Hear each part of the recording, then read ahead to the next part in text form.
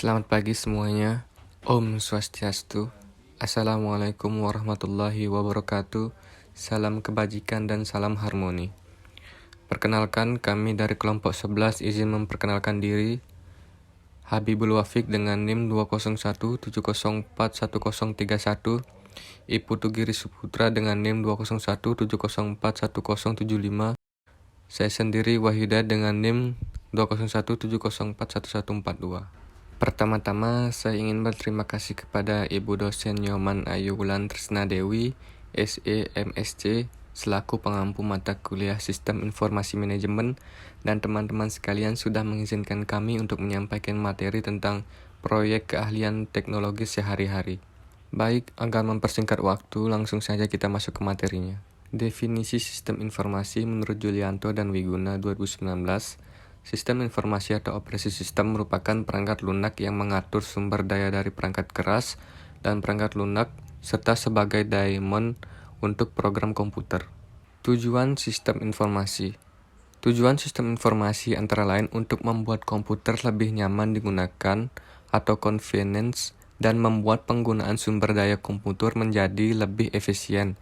Selain itu, sistem informasi juga bertujuan untuk menjalankan program dan menyelesaikan masalah pengguna, memungkinkan menerima pengembangan yang efektif dan efisien, dan dapat melakukan pengujian sistem tanpa mengganggu layanan yang telah ada. Sasaran sistem informasi.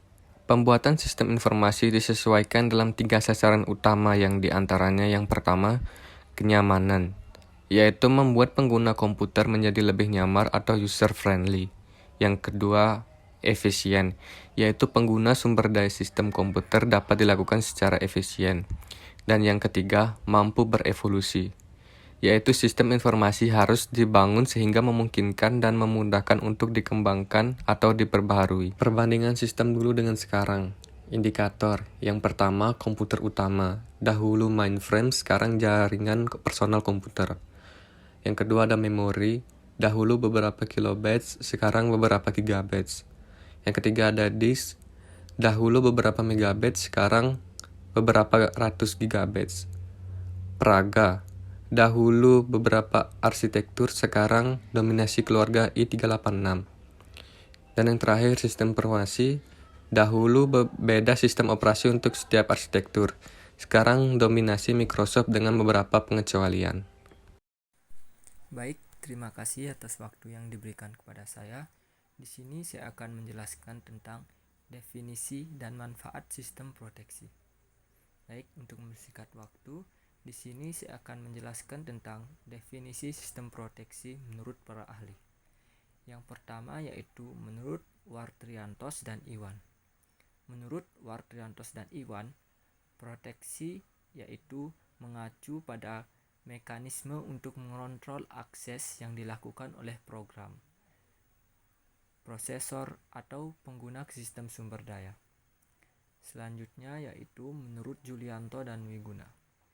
Menurut Julianto dan Wiguna, proteksi merupakan mekanisme sistem dalam mengontrol akses terhadap beberapa objek yang diproteksi sistem operasi. Objek-objek yang diproduksi dapat berupa perangkat keras dan perangkat lunak. Beberapa sistem proteksi dilakukan oleh sebuah program bernama reference monitor. Dalam arsitektur sistem operasi, konsep reference monitor mendefinisikan serangkaian desain persyaratan pada mekanisme validasi yang memberlakukan kebijakan kontrol akses atas subjek, misalnya proses dan pengguna. Baik, selanjutnya saya akan menjelaskan mekanisme produksi menurut Wartriantos dan Iwan. Menurut Wartriantos dan Iwan, mekanisme proteksi yaitu yang pertama harus bisa membedakan antara pengguna yang sudah diberi izin dan yang belum diberi izin. Yang kedua yaitu harus bisa menentukan pengontrolan yang akan dilakukan terhadap sumber daya. Dan yang ketiga yaitu harus bisa memberikan punishment terhadap kesalahan yang terjadi. Selanjutnya saya akan membahas tentang manfaat sistem proteksi. Manfaat sistem proteksi komputer yaitu menjaga suatu sistem komputer dari pengaksesan pihak yang tidak berwenang untuk mengakses komputer tersebut. Sistem proteksi komputer semakin dibutuhkan seiring dengan meningkatnya penggunaan komputer di seluruh penjuru dunia. Di samping itu, semakin meningkatnya para pengguna yang menghubungkan jaringan LAN-nya ke internet. Namun, tidak diimbangi dengan SDM yang dapat menjaga keamanan data informasi yang dimiliki, sehingga keamanan data yang akan menjadi terancam untuk diakses oleh pihak-pihak yang berwenang. Selanjutnya, saya akan membahas tentang peranti lunak aplikasi. Baik, sekarang saya akan menjelaskan tentang peranti lunak aplikasi. Peranti lunak aplikasi adalah program yang digunakan oleh suatu organisasi atau perusahaan dalam menjalankan fungsi-fungsi perusahaan. Program ini berupa program yang dihasilkan sendiri oleh staf spesialis informasi maupun membeli program jadi yang beredar di pasaran dengan melihat kebutuhan perusahaan tersebut. Fungsi peranti lunak aplikasi. Peranti lunak aplikasi ini dibagi menjadi dua. Yang diantaranya yang pertama yaitu Application Development Software, di mana Application Development Software yaitu bahasa pemrograman pada generasi ketiga dan keempat termasuk dalam kategori Aplikasi Development Software atau ADS. ADS menekankan pada kemampuan bahasa dalam membuat sebuah aplikasi, sehingga hanya dipakai oleh pemrograman, bukan memakai aplikasi. Yang kedua yaitu Package Software. Package Software berjumlah ribuan dan biasanya dibagi ke dalam bidang yang dituju, seperti WordStar, Lotus, WordPerfect, FigMarket, dan sebagainya. Program seperti paket akuntansi, perbankan, dan aplikasi dipesan juga termasuk kelompok package software.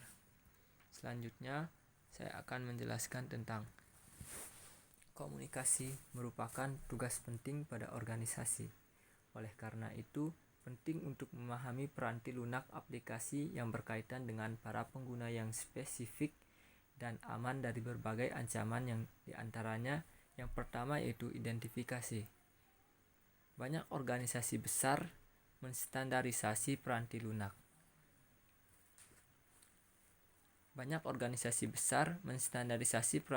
Aplikasi dan versinya untuk meyakinkan agar semua pihak pada sebuah organisasi dalam mengerjakan dokumen yang dapat bekerja sama baik satu sama lain. Yang kedua yaitu pembaruan. Pembaruan dilakukan pada sistem operasi dan aplikasi agar dapat meningkatkan efisiensi operasional dari aplikasi tersebut, sehingga pembaruan ini dapat memecahkan masalah-masalah keamanan. Tetapi pembaruan jenis ini tidak sesering pembaruan keamanan untuk sistem operasi. Mungkin hanya itu yang bisa saya sampaikan. Selanjutnya saya kembalikan ke operator. Perkenalkan, nama saya Putu Giri Saputra dengan NIM 2017041075. Virus dan spyware. Virus merupakan program komputer yang dapat menggandakan atau menyalin dirinya sendiri dan menyebar dengan cara menyisipkan salinan dirinya ke dalam program atau dokumen lain. Adapun beberapa kategori virus komputer menurut cara kerjanya. Yang pertama yaitu worm, yang dimana virus ini menduplikasikan dirinya sendiri pada hard disk, sehingga hard disk menjadi penuh akan worm tersebut. Kedua, Trojan. Virus ini mengambil data pada komputer yang telah terinfeksi dan mengirimkannya pada pembuat Trojan itu sendiri. Virus yang ketiga yaitu backdoor. Virus ini hampir sama seperti Trojan, namun backdoor menyerupai file yang baik-baik saja. Virus yang keempat, Rogue. Virus ini merupakan program yang meniru program antivirus dan menampilkan aktivitas layaknya antivirus normal dan membagikan peringatan-peringatan palsu tentang adanya virus, dengan tujuan agar pengguna membeli dan mengaktifasi program antivirus palsu tersebut dan mendatangkan uang bagi pembuat virus Rogue tersebut. Virus ini juga dapat membuat celah keamanan dalam komputer untuk mendatangkan virus lainnya. Virus kelima yaitu Rootkit. Virus ini bekerja menyerupai kerja sistem komputer yang biasa saja. Virus yang keenam, polymorphic virus, yang dimana virus ini gemar berubah-ubah agar tidak dapat terdeteksi. Virus yang ketujuh, metamorphic virus. Virus ini mengubah penggunaannya sendiri agar lebih sulit dideteksi oleh pengguna device. Dan virus yang terakhir yaitu virus ponsel, yang dimana virus ini berjalan di telepon seluler dan dapat menimbulkan berbagai macam efek. Kemudian spyware. Spyware merupakan perangkat lunak yang dapat menginstal dirinya sendiri ke dalam sistem komputer untuk mencuri data atau memantau pengguna komputer. Spyware ini juga digunakan untuk memata-matai profil pengguna komputer dan penggunanya dalam menampilkan iklan yang sesuai dengan minat pengguna komputer tersebut. Sehingga jika korban sudah terinfeksi spyware, maka sudah tidak ada lagi rahasia dalam komputernya dikarenakan penyusup telah berhasil memantau segala aktivitas dari si korban. Kemudian email dan manfaatnya dalam kehidupan sehari-hari. Email merupakan singkatan dari electronic mail atau surat elektronik yang dimana dikirim melalui jaringan internet dan semuanya selalu berhubungan langsung dengan internet. Adapun beberapa manfaat email dalam kehidupan sehari-hari yang diantaranya yang pertama yaitu media komunikasi, yang dimana email dapat digunakan sebagai media komunikasi secara personal atau umum. Kedua, media pengiriman pesan. Email dapat digunakan oleh penggunanya untuk mengirimkan data ke banyak orang hanya dengan hitungan menit bahkan detik saja. Ketiga, efektif, efisien, dan murah. Penggunaan email tidak perlu keluar rumah maupun pergi ke kantor pos untuk mengirimkan file seperti lamaran kerja atau foto. Cukup dengan koneksi internet dan alamat email, pengiriman akan cepat sampai alamat yang dituju dan tidak memerlukan biaya mahal sehingga lebih efektif, efisien, dan murah. Keempat, media promosi.